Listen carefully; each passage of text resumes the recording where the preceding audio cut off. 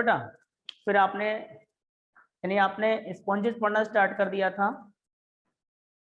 Characteristics पढ़ रहे थे आप लोग, हैबिटेट पढ़ा, बॉडी सिमेट्री देखी, तो आपने कहा सर ये सिमेट्रिकल होते हैं। लेवल ऑफ ऑर्गेनाइजेशन की बात किया तो कहा sir cellular level of organisation होता है।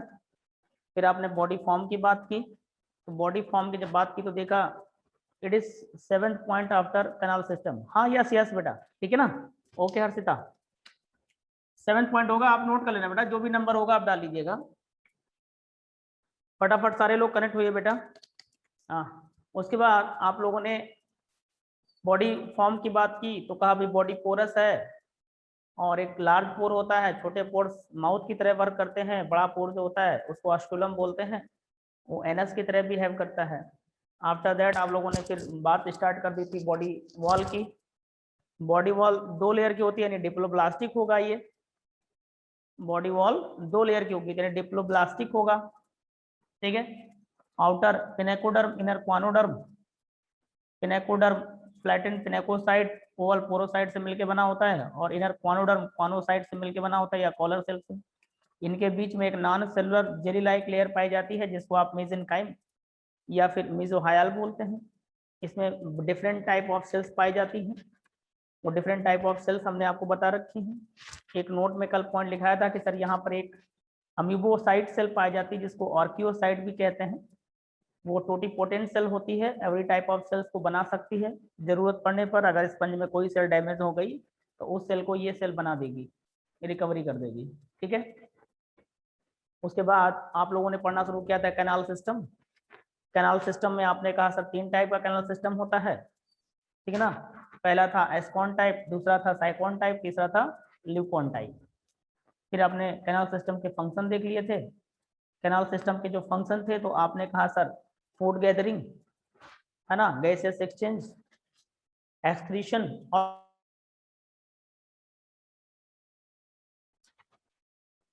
यही तक पढ़ रखा है ना। बोलो बोलो बेटा, जल्दी रिप्लाई दो फटाफट। Yes very good. Head and बेटा डाइजेशन इन स्पंजेस। देखिए जो स्पंजेस होते बेटा, जैसे हम आपको पहले ही बता चुके हैं स्पंजेस क्या होता है बेटा, ये फिल्टर फीडर होते हैं। फिल्टर फीडर, क्यों फिल्टर फीडर? जैसे हमने कहा था ये स्पंज की बॉडी है बेटा, और ये इसकी इनर वॉल है, यहाँ पर फ्लैजिलेटेड सेल ऐसे पाई जाती है, ऐसे यानी कॉलर सेल, ठीक है। तो इधर से ये क्या करेंगे, फ्लैजिला ऐसे ऐसे रहते तो जो पानी आता है वो क्या हो जाता है, फिल्टर हो जाता है। फिल्टर होने का मतलब उसमें जो भी चीज होती है वो इसके द्वारा पकड़ ली जाती है, इंटेंगल कर ली जाती है, इसी वजह से इसको बोलते हैं फिल्टर फीडर। तो ये कॉनोसाइट उस फूड को इंजेस्ट कर लेती है, ठीक है ना। फिल्टर फीडर होंगे, इंजेस्ट करने के बाद सेल के अंदर डाइजेशन होता है, इसलिए बोलते हैं डाइजेशन क्या होगा बेटा, इंट्रा सेलुलर। तो डाइजेशन इंट्रा सेलुलर, ठीक है ना। बस यही 2 पॉइंट आपको लिखना है बेटा। तो ये फिल्टर फीडर होते हैं, और डाइजेशन कैसा होता है बेटा, इंट्रा सेलुलर होता है, ठीक है। फटाफट नोट कर लीजिए बेटा आप लोग। इसके बाद एर्थ करेक्टर जो होगा वो होगा इसके एंडोस्केलेटन, इसके स्केलेटन की बात हम करेंगे, स्केलेटन की। स्पॉन्जेस का जो स्केलेटन होता है वो कैसा, ठीक है ना।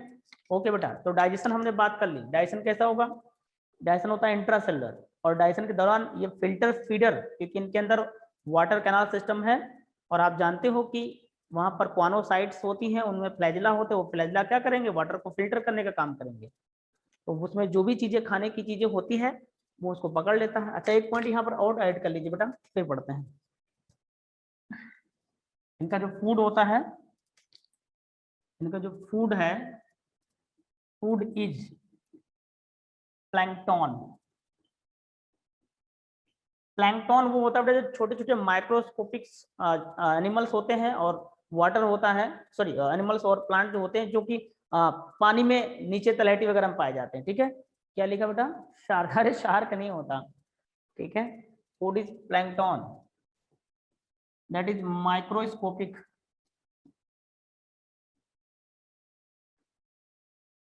यहाँ प्लैंकटन बेसिकली वर्ड यूज किया जाता है प्लांट्स के लिए, जो समुद्र में छोटे छोटे प्लांट्स होते हैं बहुत सारे,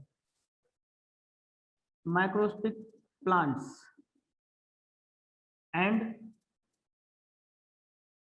माइक्रोस्कोपिक एनिमल, यह एंड माइक्रोस्कोपिक एनिमल्स। हाँ हाँ वही फाइटोप्लैंक्टन, यही है बेटा, फाइटोप्लैंक्टन।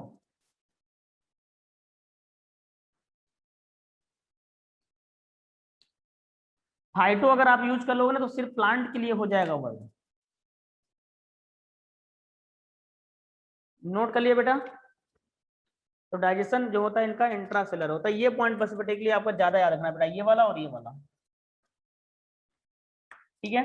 तो ये तो आपने डाइजेशन की बात कर ली। अब आठवां जो करेक्टर है इनका, एर्थ करेक्टर, वो है स्केलेटन का। इनके पास भी स्केलेटन होता है। सर फिल्टर फीडर बता दो एक बार। केशव आपने लेट ज्वाइन किया मुझे लग रहा है बेटा, है ना। आप लोग सारे लोग बेटा टाइमली क्लास ज्वाइन कर लिया करिए एग्जैक्ट, है ना। फिल्टर फीडर मैंने अभी बताया बेटा कि आप स्पंजोसील में और रेडियल कैनाल में flagellated cell that is choanocyte cell या कॉलर सेल देखा था, तो वो उनमें फ्लैजिला होते हैं। तो वाटर जब एंट्री करेगा तो फ्लैजिला ऐसे ऐसे उसमें करते रहते हैं। तो ऐसे ऐसे करने से होता क्या है कि जो चीज वाटर में खाने वाली होती है उसे फ्लैजिला में फंस जाती, तो एक तरीके से वाटर को उसने फिल्टर ही तो किया। अब उसने फूड पकड़ लिया तो बस उसी वजह से उसको बोलते हैं क्या, फिल्टर फीडर। समझ में आ गया कैसे? यस ओके बेटा। चलिए अब हम आप इसके स्केलेटन की बात करेंगे। तो स्केलेटन जो है ये क्या करेंगे, have endoskeleton, have endo skeleton formed by spicules, spicules comma spongin fibres.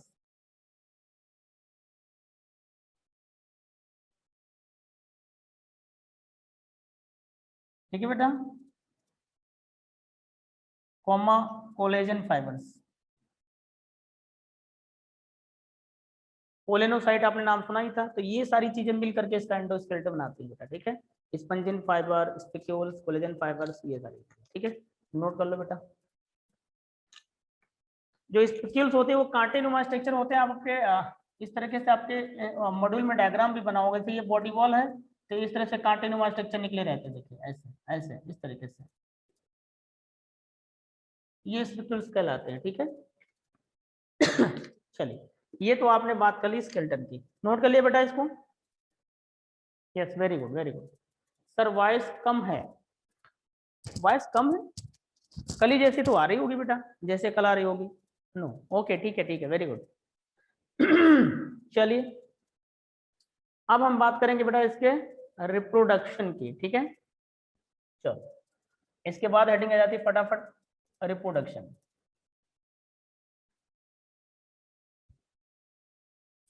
Head नहीं बेटा, रिप्रोडक्शन कौन सा, 9th करेक्टर है, रिप्रोडक्शन।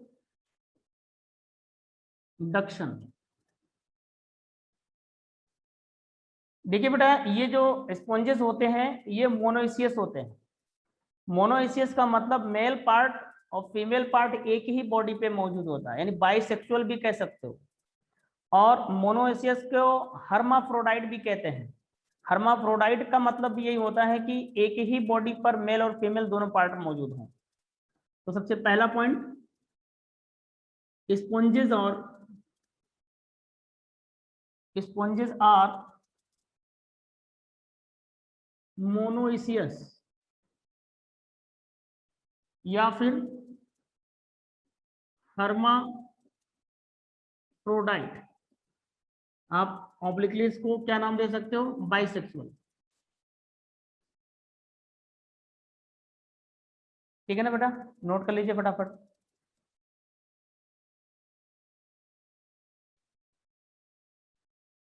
नेक्स्ट पॉइंट, रिप्रोडक्शन जो होता है यहां पर इज ऑफ 2 टाइप्स। अगर आपको याद आ रहा हो जब हम बेसिक पॉइंट्स पढ़ रहे थे तो एसेक्सुअल, सेक्सुअल और सेक्सुअल, है ना। तो वहां पर स्पंजेस नाम लिखाया था। तो सबसे पहले एसेक्सुअल,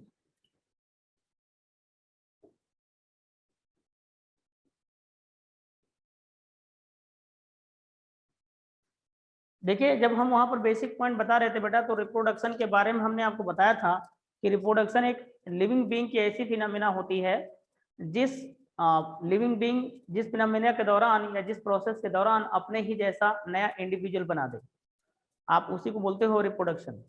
ठीक है। अब एसेक्सुअल और सेक्सुअल भी हमने आपको बता रखा था। एसेक्सुअल हालांकि जब आप +2 में पहुंचोगे तो ये टॉपिक ही है, वहां पढ़ाया जाएगा आपको, लेकिन जनरली मैं आपको बोल देता हूँ। एसेक्सुअल रिप्रोडक्शन वो होता है जहां पर रिप्रोडक्शन सिर्फ एक पेरेंट के द्वारा परफॉर्म किया जाए और गैमेट्स कभी नहीं बने, और जो नया इंडिविजुअल बन के आएगा यानी जो यंग वन बनेगा वो हूबहू अपने पेरेंट्स जैसा दिखेगा रूप वाइज यानी शकल सूरत, और अगर उसका जेनेटिक मेकअप चेक किया जाए तो वो भी अपने पेरेंट जैसा ही होगा। क्यों? क्योंकि उसी का टूटा हुआ पार्ट होता है बेसिकली, इसलिए वो 100% जीनोटिपिकली इसलिए बोला जाता है, और फिनोटिपिकली अपने पेरेंट्स के जीरोक्स कॉपी होता है, उसी को क्लोन भी बोल देते हैं। ठीक है। तो जो एसेक्सुअल रिप्रोडक्शन होता है ये 3 टाइप होता है। Is of 3 types. ठीक है बेटा। पहला बडिंग, ये समझ में आ रहा है बेटा? कोई दिक्कत तो नहीं आ रही किसी को? All is clear? Okay, very good बेटा, वेरी गुड। सबसे पहला बडिंग। दूसरा फ्रेगमेंटेशन,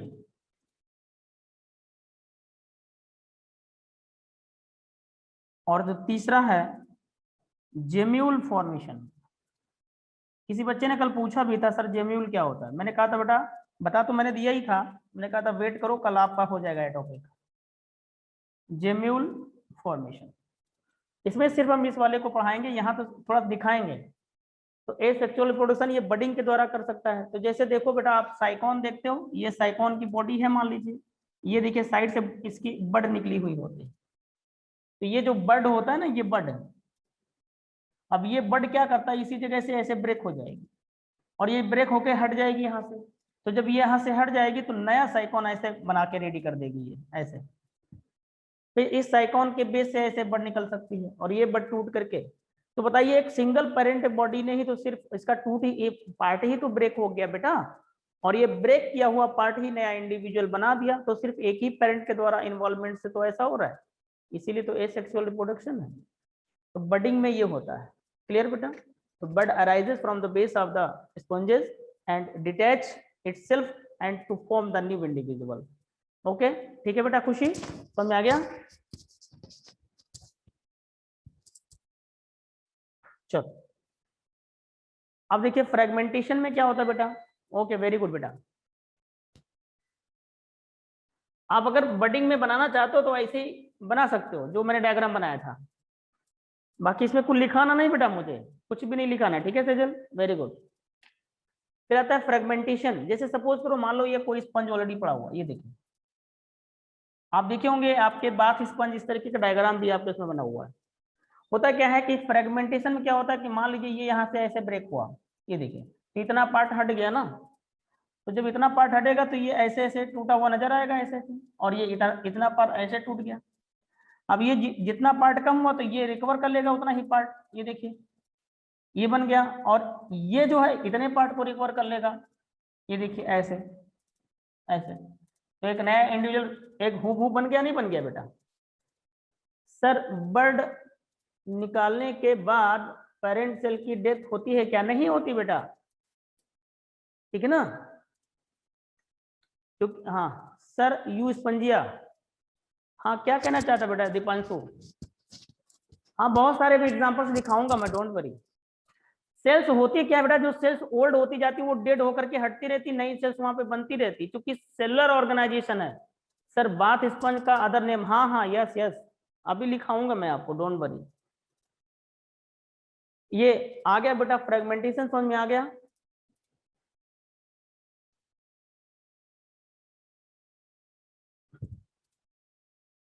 डेथ बेटा हम इसलिए नहीं कह पाएंगे यहाँ पर, ठीक है वेरी गुड, डेथ इसलिए नहीं कह पाएंगे क्योंकि उसी का पार्ट टूट के अलग हुआ है ना।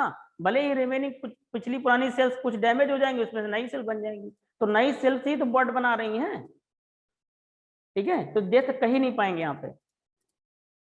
चलिए, तो ये फ्रेगमेंटेशन हो गया। जरा जेम्यूल देखिए बेटा, अब जेम्यूल देख लीजिए एक बार, इसको थोड़ा सा पढ़ लीजिए, इसे हेडिंग डाल करके अलग से डायग्राम एक्चुअली बनाना ना, बस 2-3 पॉइंट लिखने बेटा जेम्यूल में।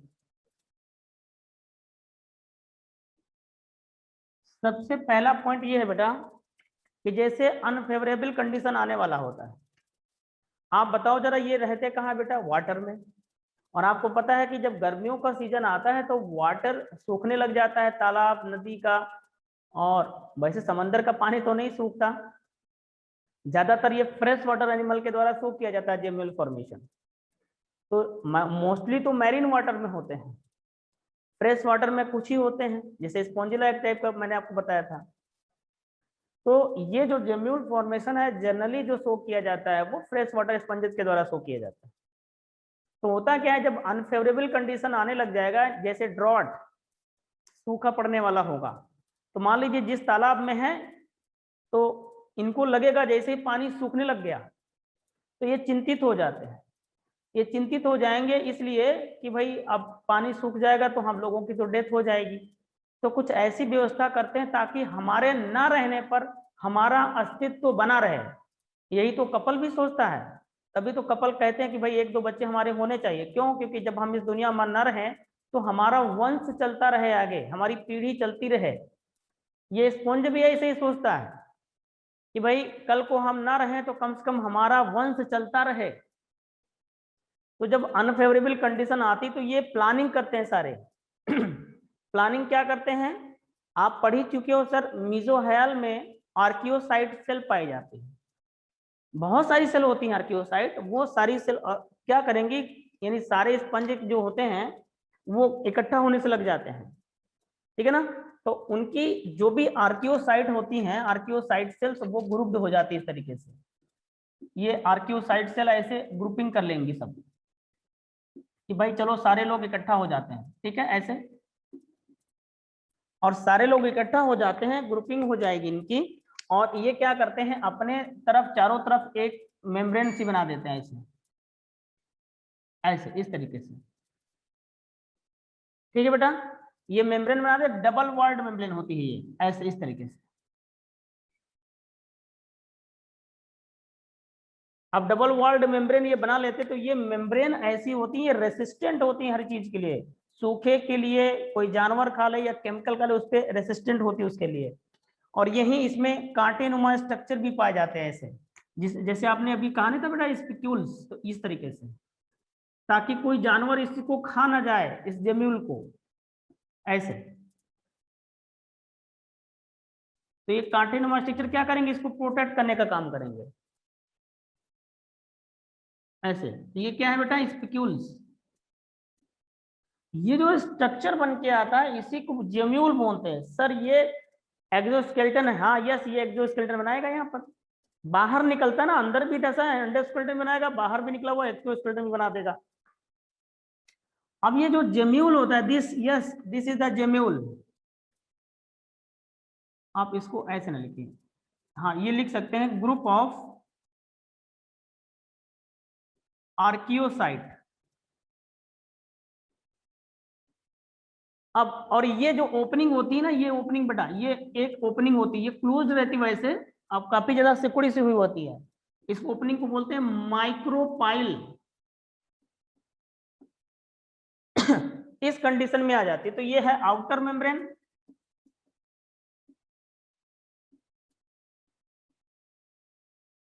और ये है बेटा इनर मेम्ब्रेन।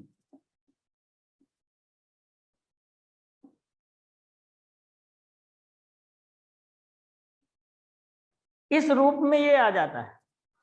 अब ये टेंशन फ्री हो जाता है, चाहे जो भी, चाहे जितना भी सूखा उखा पड़ जाए, ये इस रूप में पड़ा सा रह जाता है। सूखे का कोई प्रभाव इसके ऊपर नहीं पड़ता, क्योंकि ये जो मेम्ब्रेन है आउटर और इनर, ये प्रोटेक्ट करती हैं इसको। वाटर एब्जॉर्ब करने की क्षमता भी रखती है ये। अब होगा क्या, जब फेवरेबल कंडीशन आएगा बेटा, जब फेवरेबल कंडीशन आएगा तो जो ये वाटर आउटर और इनर मेम्ब्रेन है, ये वाटर को एब्जॉर्ब करेंगे। और जब वाटर को एब्जॉर्ब करेंगे तो टर्गर प्रेशर बढ़ेगा। आपको टर्गर प्रेशर 11th में पढ़ाया जाएगा, प्लांट फिजियोलॉजी में क्या होता है टर्गर प्रेशर। एब्जॉर्ब करने के बाद जो फूलता है ना वो प्रेशर की वजह से फूलता है। तो जब एब्जॉर्ब होगा वाटर, यानी बरसात का मौसम जैसे ही आएगा तो वाटर एब्जॉर्ब करेगा ये, और वाटर एब्जॉर्ब करने की मेम्ब्रेन फूलेंगी तो ये फूलेगा ऐसे, तो ये वाली ओपनिंग खुल जाएगी माइक्रोपाइल, और ये खुल जाएगी तो जो भी आर्कियोसाइट सेल है ये निकल के बाहर आ जाएंगे।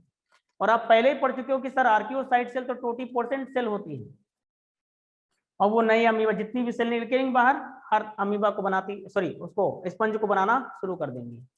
तो स्पंज कहाँ मरा, बना हुआ उसकी, उसका अस्तित्व तो बना हुआ है, उसकी पीढ़ी बनी चल रही बढ़िया। तो ये होता है जेम्यूल फॉर्मेशन। तो क्या कहीं रिप्रोडक्शन जैसे कोई उस तरह से बात आई, गैमेट जैसी नहीं आई, सीधे जेम्यूल बन गया। तो एसेक्सुअल रिप्रोडक्शन तो हुआ ये। आ गया बेटा सभी को समझ में? बोलो यस, वेरी गुड। तो बस अब आपको लिखना है यहाँ पर, gemmule is mass of archaeocyte covered with, guarded by, surrounded by,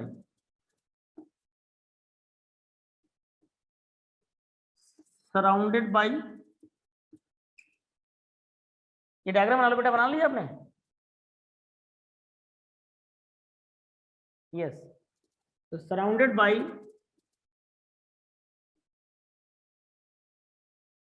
double membrane,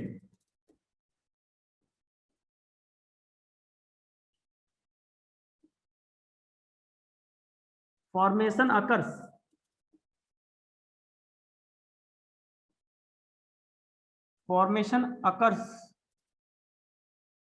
during unfavorable condition,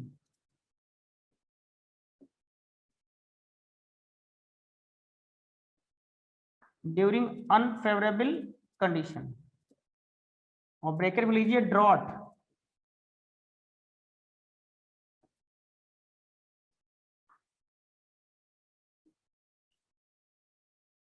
onset of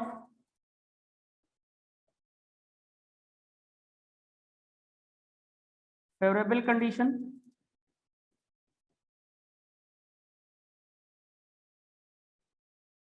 my archaeocytes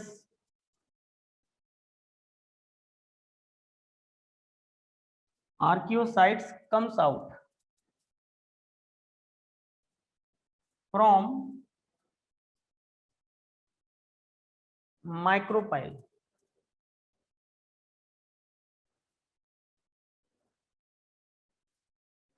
archaeocytes comes out from micropyle and form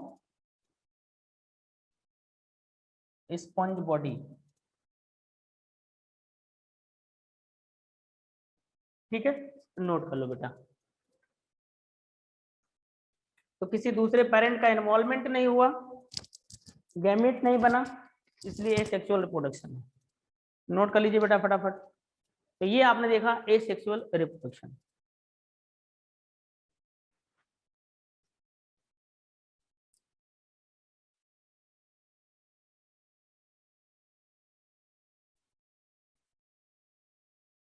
हो गया बेटा?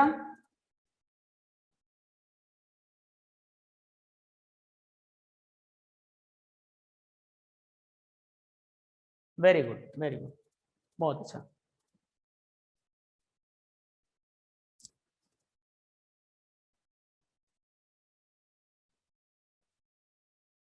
यानी रिप्रोडक्शन के लिए रिस्पॉन्सिबल आर्कियोसाइट है, ध्यान रखना, चाहे वो सेक्सुअल हो चाहे जब सेक्सुअल होना होगा तो आर्कियोसाइट सेल ही कन्वर्ट होगी अदर सेल में, दैट इज कॉनोसाइट। हमने लिख रखा है, आपको दिखा, कॉनोसाइट में लिखा रखा है responsible for the differentiation of sex sales.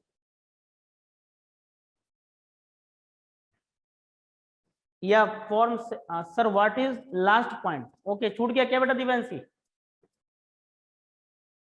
और मिट भी गया, मैंने क्या लिख रखा था बेटा?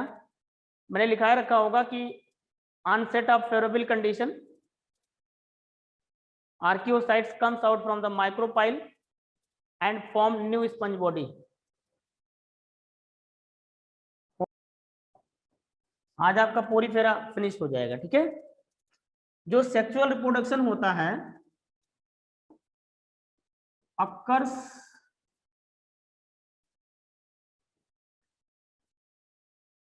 with the formation of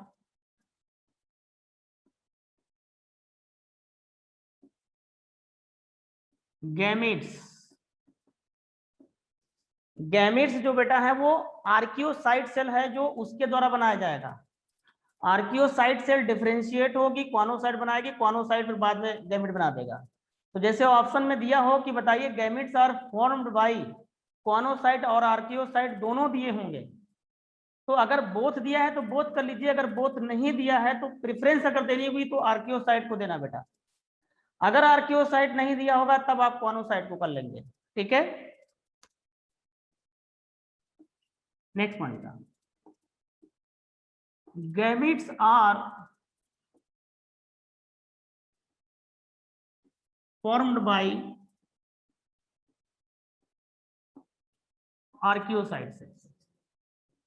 और आर्कियोसाइट का दूसरा नाम हो सकता है, आर्कियोसाइट न दिया हो तो आप अमीबोसाइट कर लेंगे।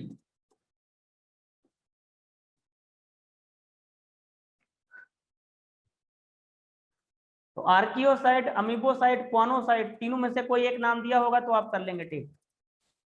ठीक है, अगर आर्कियोसाइट दिया होगा तो अमीबोसाइट नाम नहीं दिया होगा। ठीक है, और अगर अमीबोसाइट दिया होगा तो आर्कियोसाइट नहीं दिया होगा। और मान लीजिए क्वानोसाइट और अमीबोसाइट दिया हुआ है तो सिर्फ आप अमीबोसाइट टिक करेंगे, तब भी क्वानोसाइट टिक नहीं करेंगे। ठीक है, जब ये दोनों नाम ना दिए होंगे फिर आप क्वानोसाइट टिक करना। सर हाँ, किसी ने मैसेज ड्रॉप किया बेटा, देख नहीं पाया मैं।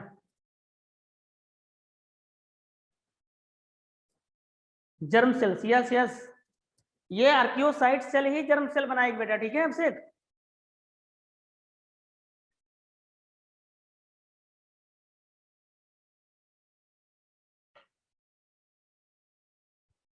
चलिए बेटा समझ में आ गया यहाँ पर। वेरी गुड, आप लोग तो देख रहे मास्टर हो रहे हो यार। हेड डालेंगे फर्टिलाइजेशन।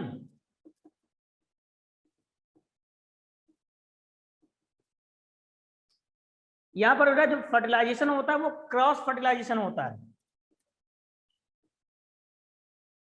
Cross fertilisation. अब कुछ लोगों के दिमाग में ये पॉइंट चलने लगा होगा, सर जब ये मोनोइसियस है यानी मेल और फीमेल बॉडी एक ही, यानी मेल और फीमेल पार्ट रिप्रोडक्शन के बेसिस पर जब एक ही बॉडी पे मौजूद है तो फिर इसने सेल्फ फर्टिलाइजेशन क्यों नहीं किया। जैसे सपोज करो कि मान लीजिए मैं कहूं कि भाई ये साइकोन की बॉडी है, और थोड़ी देर के लिए ध्यान देना बेटा कि मैं मान लेता हूं, समझना है खाली बेटा आपको। ये देखिए, ये मान लीजिए एक सेल यहाँ पे पड़ी हुई है, ये जो है ये बनाएगी स्पर्म, और एक सेल यहाँ पे पड़ी हुई है ये बनाएगी ओवम।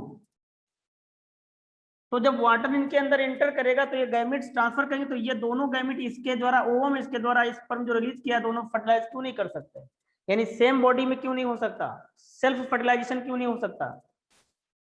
हाँ, यहाँ पर इसलिए नहीं हो सकता बेटा, जो इनका मैचुरेशन है इस सेल का और इस सेल का, यानी ये जो जर्म सेल है ये डिफरेंट टाइम पे मैच्योर होती है। मान लीजिए ये थोड़ी देर के लिए समझिए ये दूसरा स्पंज है। ठीक है बेटा, इस तरीके से ये दूसरा स्पंज है, और यहां पर देखिए, ये देखिए मेल सेल है, ये फीमेल सेल है, तो ये है फीमेल सेल। ठीक है बेटा, और ये है मेल सेल। ये मेल साइन होता है ऐसे बेटा, मेल को ऐसे शो किया जाता है, फीमेल को इस तरीके से। अब ध्यान देना बेटा, इस ये जो मेल सेल जो स्पर्म बनाती है मैच्योर ऑन संडे, थोड़ी देर के लिए समझ लीजिए ये संडे को मैच्योर होता है, और ये फ्राइडे को ही मैच्योर हो गया। जरा यहां ध्यान दीजिए, ये जो फीमेल सेल है ये कब मैच्योर हो रही है, संडे को, और यहां पर जो मेल सेल है ये कब मैच्योर हो रहा है, फ्राइडे को। तो जाहिर सी बात है कि फिर इसके द्वारा जो प्रोड्यूस किया जाएगा इस पर इसमें आ जाएगा, तो इसके ओम से फ्राइडे फ्राइडे सेम वाले दिन हो गया ना, तो इससे फर्टिलाइज कर जाएगा, और इसका स्पर्म जो प्रोड्यूस हो जाएगा तो इसके जाकर के इससे प्रोड्यूस फर्टिलाइज कर जाएगा। तो चूंकि डिफरेंट टाइम पे मैच्योरेशन होता है मेल पार्ट और फीमेल पार्ट का, यानी स्पर्म और ovum are released at different time, so the fertilisation is cross. Clear हुआ बेटा? इसीलिए सेल्फ फर्टिलाइजेशन नहीं होगा। क्लियर है बेटा? जल्दी बताइए। Yes, very good. यस, तो ये हो गया फर्टिलाइजेशन।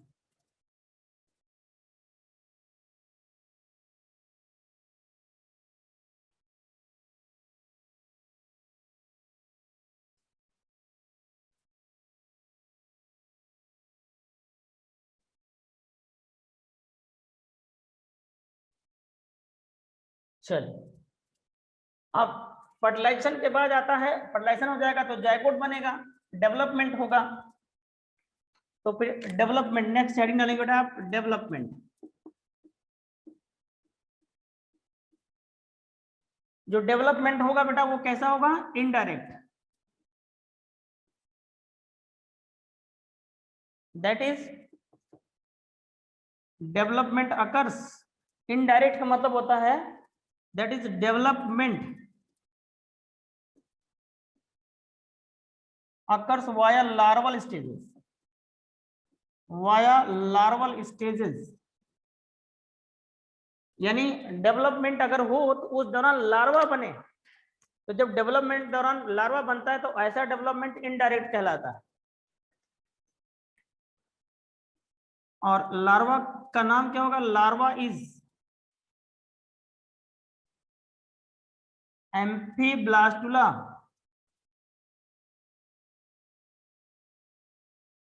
एम्फीब्लास्टुला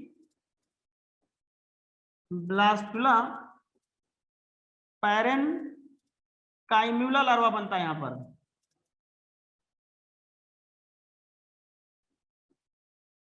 लार्वा जी एम्फीब्लास्टुला पैरेनकाइम्यूला कैसा होता है बेटा? ये फ्लैजिलेटेड होता है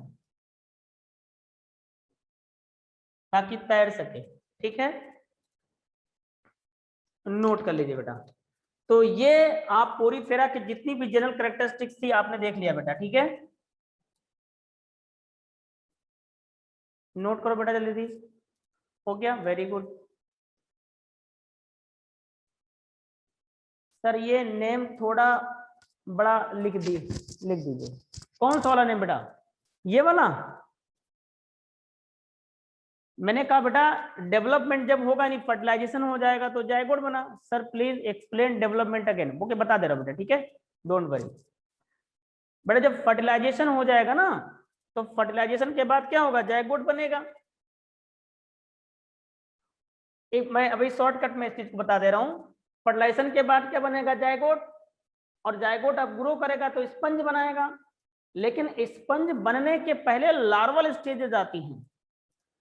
जहां पर डेवलपमेंट के दौरान लार्वल स्टेजेस आती हैं, इस डेवलपमेंट को बोलते हैं इनडायरेक्ट टाइप ऑफ डेवलपमेंट। ठीक है ना? तो जो लार्वा बना तो देखिए कौन सा? एम्फीब्लास्टुला पैरेनकाइम्यूला लार्वा बना ना। बस इसीलिए बोलते हैं कि इनडायरेक्ट डेवलपमेंट होता है। आ गया बेटा समझ में? एम्फीब्लास्टुला पैरेनकाइम्यूला। इसकी समरी लिख सकते हो बेटा। Sir we have not written the name. ओहो सिमर छूट गया बेटा, कोई बात नहीं बेटा, लिखा दे रहा हूं मैं। एम्फीब्लास्टुला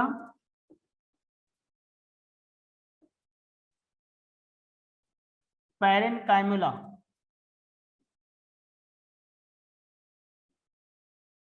नोट कर लो बेटा, ये लार्वा का नाम है।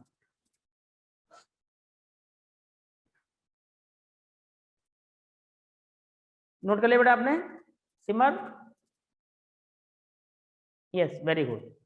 अब आज आप पोरीफेरा के सारे क्वेश्चंस कर सकते हैं। ठीक है ना? आज का लेक्चर फिनिश होने के बाद you can do each questions of Porifera present in your booklet. ठीक है ना?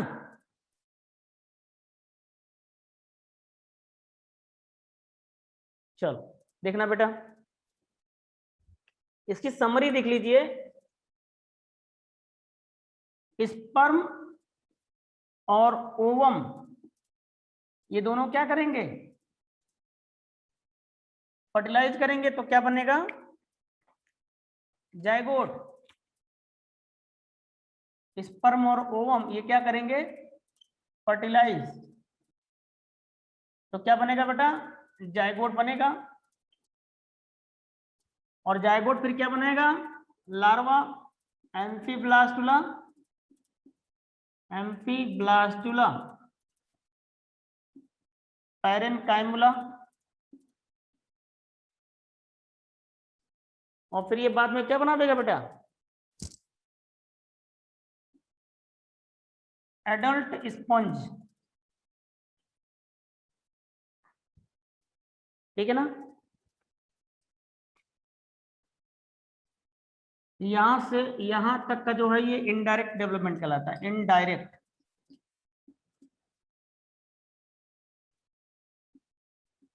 नोट कर लो बेटा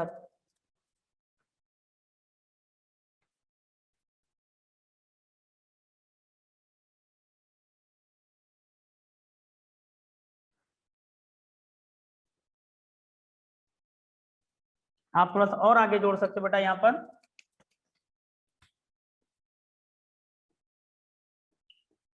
archaeocyte cell of a sponge,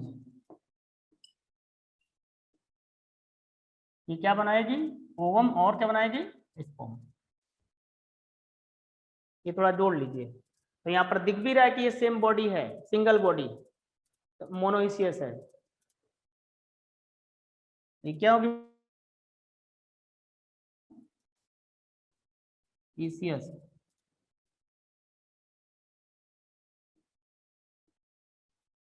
क्योंकि मेल और फीमेल एक ही बॉडी पे मौजूद है ना, स्पर्म बना दिया, वो बना, ये फर्टिलाइज किया, जायगोट बना।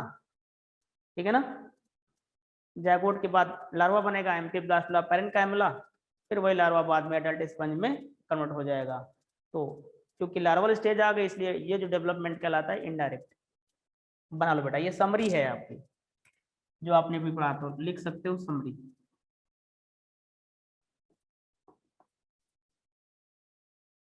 हो गया बेटा, वेरी गुड वेरी गुड।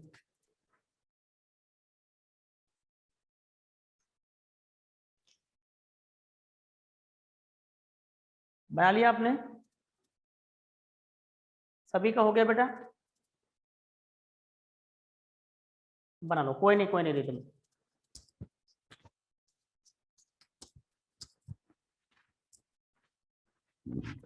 बेटा आप अपनी नोट्स का पीडीएफ बना के जरूर भेजिएगा, ठीक है ना। रिदम आप नहीं भेज रहे हो बेटा क्या, रिदम, रिदम कोई है क्या,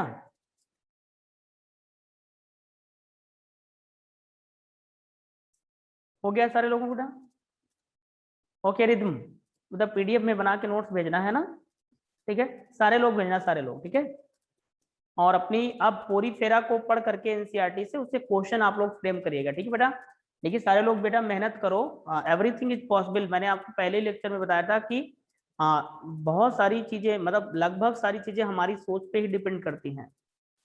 तो आप हमेशा पॉजिटिव सोचिए, और अभी से पॉजिटिव सोच के रख के चलिए कि हमें नीट में सिलेक्ट होना है और अच्छी रैंक के साथ सिलेक्ट होना है।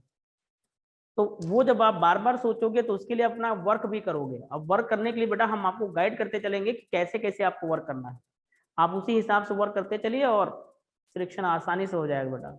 लेकिन इसमें डिले मत करिएगा बेटा, मतलब आप जरा सा भी अपने आप को लूज करेंगे तो फिर आपका नुकसान होगा बेटा, ठीक है ना। क्लियर बेटा, समझ में आया, हो गया ये, बोलो भाई आप लोग, यस वेरी गुड।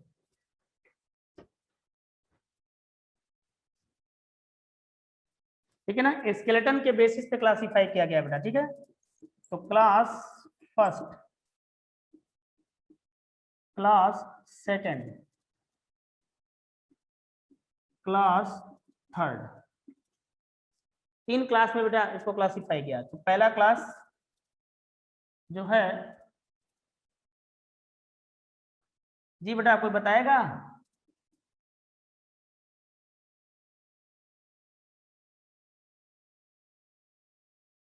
कैलकेरिया और कैल्सी स्पोंजिया। ठीक है, मैं थोड़ा सा गैप करके लिखूं तो बड़ा लिखते मजा आएगा।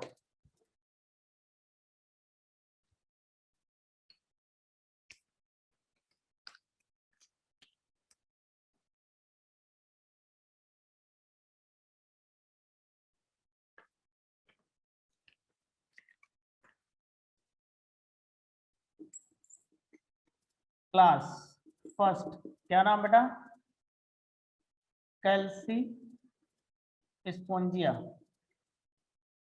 ये क्लास फर्स्ट लिखा हो बेटा, ठीक है ना सर? व्यू नहीं हो रहा आपको? या कैलकेरिया।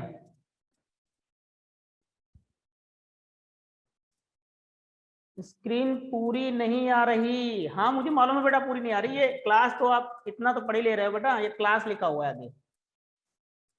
क्लियर हो गया ना? आप सुन पा रहे हो बेटा? मैं नहीं?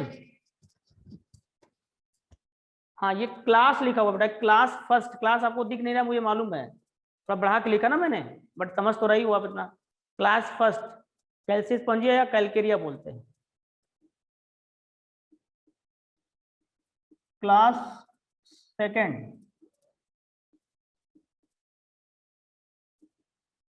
तो बोलते हैं हेक्सा एक्टिनेलिडा।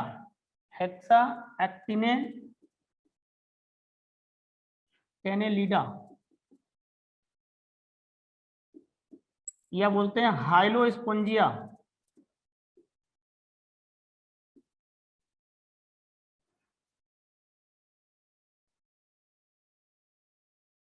हाइलोस्पोंजिया।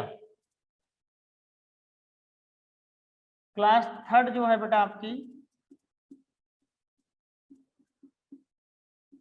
इसको बोलते हैं डेमोस्पोंजिया।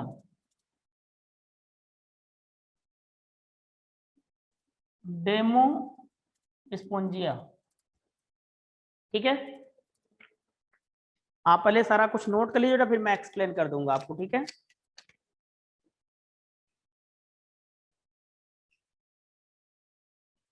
एक्सक्लूसिवली मैरिन,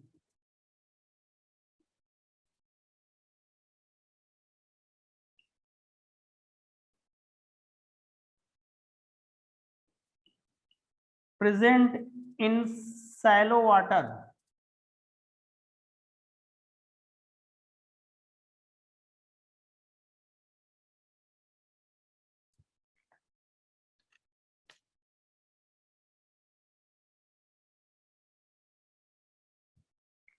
LSG इसे याद करिएगा आप, ल्यूकोशोलेनिया, शाइकॉन,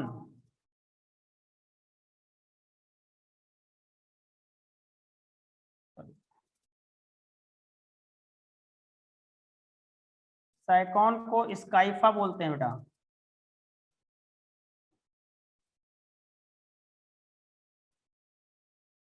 ग्रांसिया,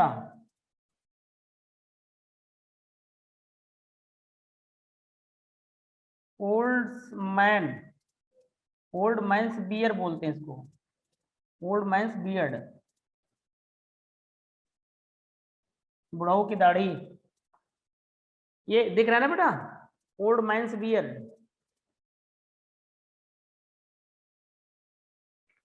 ये व्यू हो रहा नहीं, फिर मैं तो कलर चेंज कर दूं? ठीक है कोई नहीं, ओके बेटा।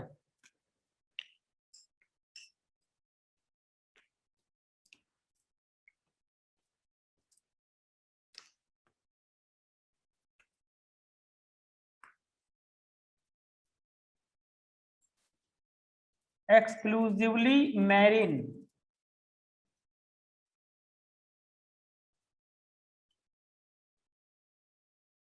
प्रेजेंट इन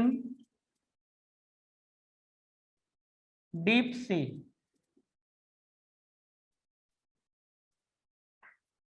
यहां पर एक पॉइंट और बढ़ा सकते बेटा, आप बढ़ा लेना।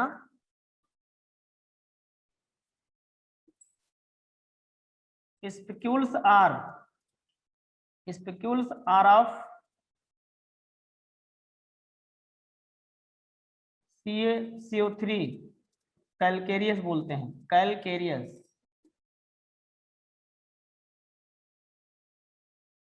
यहाँ पे स्पिक्यूल्स ले सकते हो, स्पिक्यूल्स आर सिलीशियस, ठीक है ना बेटा। एग्जाम्पल लिखना है आपको यहाँ पे,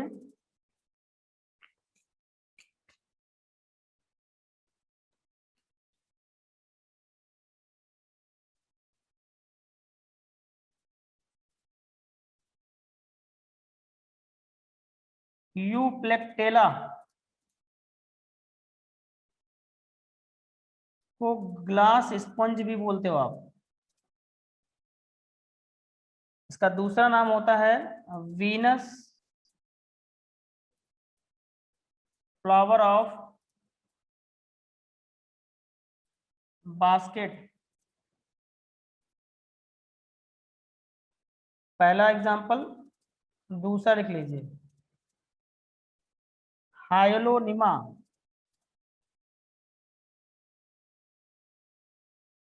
बोलते हैं इसको बेटा glass rope sponge, glass rope sponge.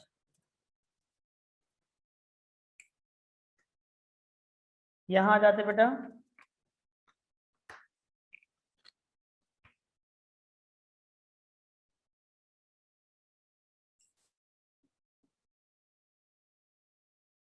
Fresh water and marine water both, fresh water and marine both, यानी जब फ्रेश वाटर में भी होंगे मैरीन वाटर में भी होंगे।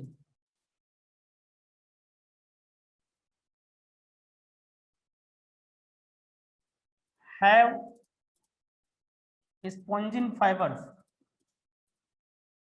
हालांकि स्पॉन्जिन फाइबर वहां पर भी होंगे, यही पॉइंट का लिख लो बेटा, ठीक। Fresh water and marine both. Example आपको लिख लीजिए इसका,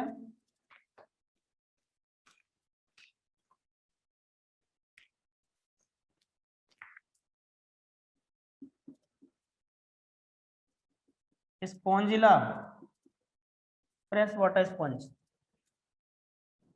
फ्रेश वाटर स्पंज बोलते हैं इसको। चलाइना,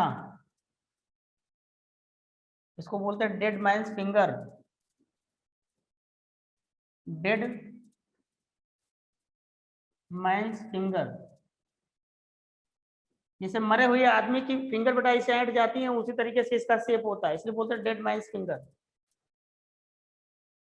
क्लियोना,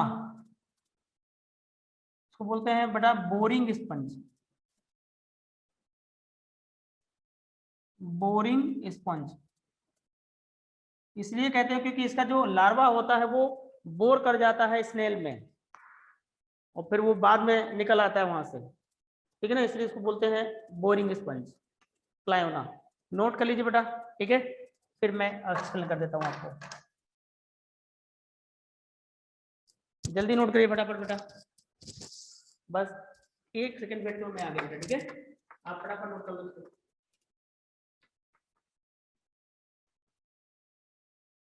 नोट हो गया बेटा। Sir what is name of boring sponge and other name of sycon? Sycon को बेटा स्काइफा बोलते हैं, SCYPHA, और बोरिंग स्पंज जहां पे लिखा हुआ है को क्लियोना बोलते हैं, CLIONA। तो ध्यान देना बेटा, जो स्पंज का क्लासिफिकेशन हुआ वो उनके स्केलेटन के बेसिस पे हुआ है, मेनली स्पिक्यूल्स होता है। तो पहला है कैल्सीस्पंजिया क्लास, दूसरा है हेक्साएक्टिनिडा या हाइलोस्पंजिया, तीसरा है डेमोस्पंजिया।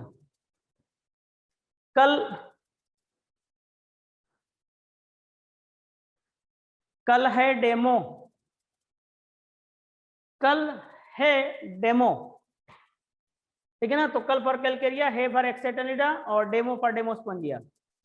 तो जो कैलकेरिया क्लास होता है, इसमें आने वाले जो स्पंज होते हैं वो सैलो समुद्री वाटर में रहते हैं, यानी जहां पर गहराई बहुत ही कम होती है वहां पर पाए जाने वाले स्पंज होते हैं। वो कौन कौन से हैं? LSG, Leucosolenia, Sycon, Grantia. ठीक है ना, ग्रांसिया का नाम है ओल्ड माइंस बियर्ड। फिर हाइलोस्पोंजिया, ये सिर्फ समुद्री वाटर में होते हैं, ये भी सिर्फ समुद्री वाटर में होते हैं, तभी लिख रखा मैंने exclusively marine. Present in deep sea, spicules are siliceous, silica के स्पिक्यूल होते हैं यहाँ पर कैल्शियम कार्बोनेट के। यूप्लेक्टेला का नाम होता है ग्लास स्पंज, या फिर इसको बोल देते हैं वीनस फ्लावर ऑफ बास्केट, या फिर क्या बोलते हैं इसको बेटा? वीनस फ्लावर ऑफ बास्केट, फूलों की डलिया बोला जाता है। और उसके बाद हाइलोनिमा, हाइलोनिमा का नाम होता है ग्लास रोप स्पंज। और यहाँ पर फ्रेश वाटर मैरिन दोनों में पाए जाते हैं। तो कौन है वो? स्पंजिला, चलाइना और क्लायोना। चलाइना डेड मैन्स फिंगर बोलते हैं और क्लायोना को बोरिंग स्पंज बोलते हैं। ठीक है ना बेटा?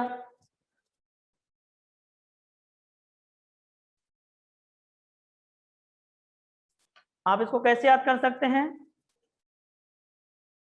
एलएसजी है ना, एससीसी, तो हाईयू।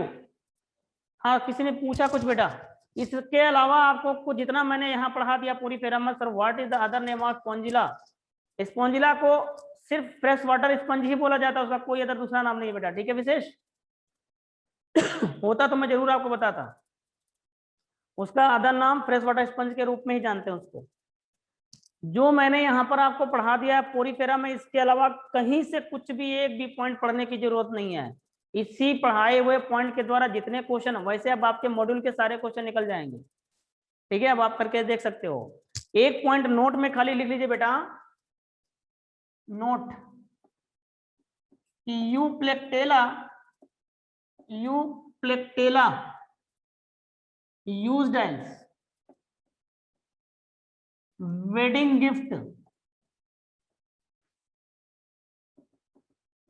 gift in Japan and symbolizing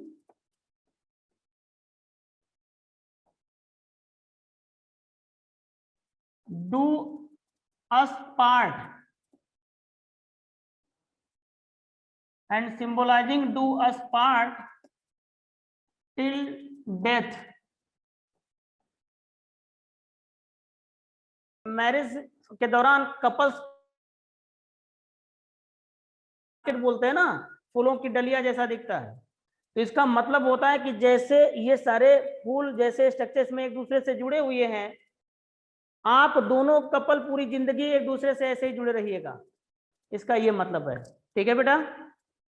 तो बस आप ये आपका सारा पोरीफेरेंस फिनिश। अब आप पूरे क्वेश्चन अपने पोरीफेरा के कर सकते हो, अपने मॉड्यूल के बेसिक पॉइंट से रिलेटेड 3 4 5 क्वेश्चन पढ़े हुए हैं आपके, उसमें वो भी कर सकते हो आप। पोरीफेरा को पढ़ करके आप एनसीईआरटी से क्वेश्चन फ्रेम करके हमें भेजिएगा, और प्लस नोट्स का पीडीएफ बना के भेजना है बेटा। ठीक है? और अपनी तैयारी बिल्कुल प्रॉपर वे में रखिए बेटा, जो भी टेस्ट आने वाला है उसमें धुआंधार बैटिंग करनी है आप लोगों को। ठीक है? अब जब हम कल स्टार्ट करें, ध्यान देना बेटा, जब कल हम सिलेंट डेटा स्टार्ट करें, कल मतलब नेक्स्ट लेक्चर में, कल का मतलब है बेटा नेक्स्ट लेक्चर, जब भी पढ़ेगा आपको मंडे को पढ़ेगा। ठीक है? तो उसमें जब सिलेंट डेटा हम पढ़ाएंगे, तो अब आप पोरीफेरा के अपने मॉड्यूल से 10 क्वेश्चन अपने घर में 5 मिनट के अंदर करिएगा एज अ टेस्ट। उसके बाद देखिए 5 मिनट में क्या 10 क्वेश्चन कर ले रहे हो आप नोट्स को रिवाइज करने के बाद, तो 5 मिनट देखिए आप 40 नंबर इसका मतलब ला सकते हैं। ठीक है बेटा? तो जब तक हम सिलेंट डेटा पढ़ाएंगे तब तक पोरीफेरा के इसी तरीके से आपको 10 क्वेश्चन 5 मिनट के अंदर घर पे करना होगा। ओके बेटा? और फिर आप अपने मार्क्स बताइएगा कि सर हमारे कितने मार्क्स आए, वो मार्क्स आप लिख के भेजिएगा। 5 मिनट में ही करना, उससे ऊपर समय नहीं देना आपको। 5 मिनट में हो सकता है 3 क्वेश्चन कर पाओ, कोई बात नहीं, 3 क्वेश्चन करो आप। ठीक है ना? तो जितने सही करोगे उतना 4 से मल्टीप्लाई कर देना, जितने गलत हो जाएंगे, जितने नंबर आएंगे उसमें से माइनस कर देना। जैसे आप 10 क्वेश्चन करोगे तो 10 × 4 होगा ना, तो 40 नंबर का पेपर आपका होगा, एज अ पेपर होगा बेटा। मान लीजिए इस 10 क्वेश्चन में से आपने 8 सही किए, तो 8 × 4 32 हुआ, तो 2 क्वेश्चन आपने गलत कर दिया, इसमें से माइनस कर दीजिए, तो कितना नंबर आएगा आपका? 30। 5 मिनट में आपने 30 नंबर का पेपर किया। और जो गलत किया अगर डाउट हो तो आप मुझे तुरंत उसी दिन पूछ लेना, ठीक है बेटा। तो कल आपका यही काम है, तो कल का मतलब आज रात में ही करके आप मुझे ये करके भेज देना क्लास होने के पहले। कल मतलब जब भी आपका मंडे में टेस्ट आएगा। Okay, bye bye to all of you बेटा। कोई